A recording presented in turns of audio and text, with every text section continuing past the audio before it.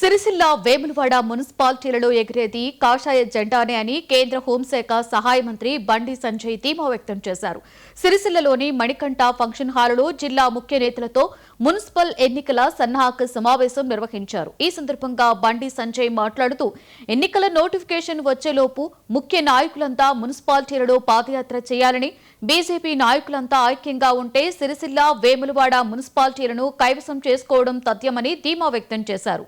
ఆశావాహుల జాబితాను రెడీ చేసి పంపాలని తెలిపారు.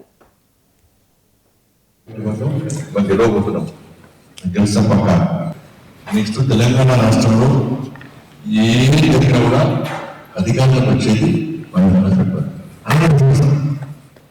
ఎందుకంటే Congress party IP Congress party ఎక్కడైనా ఓట్లు కాంగ్రెస్ పార్టీ బీఆర్ఎస్ పార్టీ పిల్లలైంది బిడ్డ అల్లుడు కొడుకు మూడు బీఆర్ఎస్ పార్టీ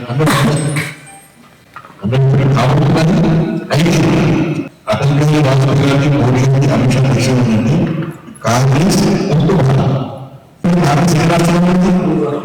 3 రాష్ట్రాలు హిమాచల్, కర్ణాటక, తెలంగాణ. ఇప్పుడు మన లక్ష్యం ఏంటంటే మోడీ గారి లక్ష్యం ఏంటంటే కాంగ్రెస్ ఒక్క భారత్ అంటే నెక్స్ట్ వాళ్ళ రాజకీయాలు యూపీ కేంద్ర నాయకత్వం దృష్టి మొత్తం ఏడవడంటే తెలంగాణ ఈ కాంగ్రెస్ పార్టీ మొత్తం కరెంట్ ఉంటుంది కర్ణాటక పబ్లిక్ అంతా ఉపయోగిస్తున్నారు దృష్టి మొత్తం కేంద్రం దృష్టి మొత్తం తెలంగాణ